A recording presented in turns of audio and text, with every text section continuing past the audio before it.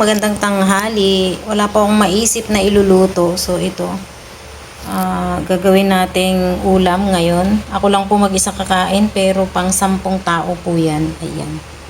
Talong, okra, may carrots. Ayan, onion, saka kalabasa. Tapos yung ating garlic. At meron tayong isang pirasong isda.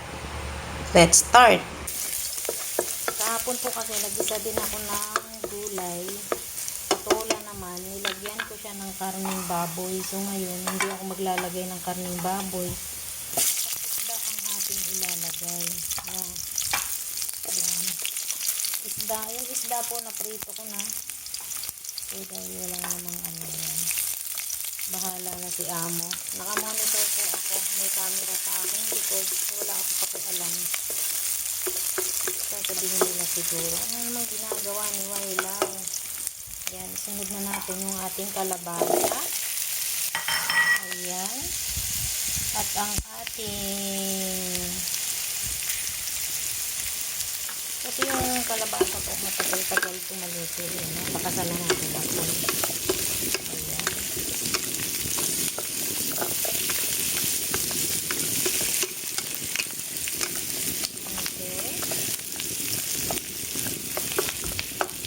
Sunod naman natin ang carrots. Ayan. Dahil po yung carrots, papapanat na din sa rep. So, halo na natin. Ayan. Diba? Kaya makikita mo kung ano sura niya. Diba? Iniluto natin gulay pang 10 tao. Diba?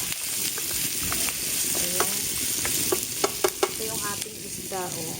Oh, diba? Sarap ng pagkaprito malutong. So, ngayon, yung talong at okra, isabay na natin. Ayan.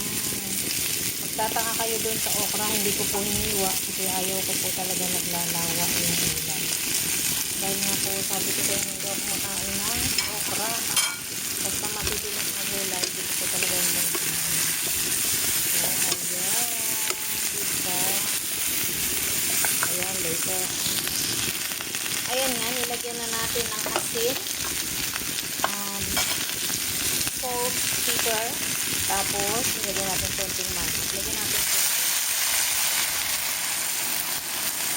Ayan, habang kumukulot, kulog natin yung isda. Ayan, yung ating isda. Tapos takpan lang po natin sa bilis. Ayan! At ito na nga ang ating ginisang gulay. Ayan. Dinagdagan ko po siya ng tubig kasi gusto ko sabaw-sabaw. O diba? Napakasarap. Sa atin sa Pilipinas, hindi ko alam. Diba tayo kahit ano lang. Ito po ay mga tirang gulay sa ref. Ayan. Ginawan ko ng paraan kasi nga po, pagka hindi siya maluto lahat, mabubulok. So, ito po, isang araw ko pa ito kinuha sa gulayan. Naglagay po ako niyan kahit hindi ako makain dahil kay Lola. Tapos itong carrots, ayan, mapapanat na ba yung carrots? Ayan, so, naglagay tayo ng isda. Ayan, yung isda po, pinirito ko na yan. Ayan, diba? Oh, napakasarap na ulam sa pananghalian. Tara po, kain na tayo. Napakasarap na ulam. Ayan ang ating ulam na masarap. O, diba? That's my ulam. Ayan, ito na yung ating ulam na masarap. O, diba? May carrots, may kalabasa, may okra, may talong. Wala lang ang palaya.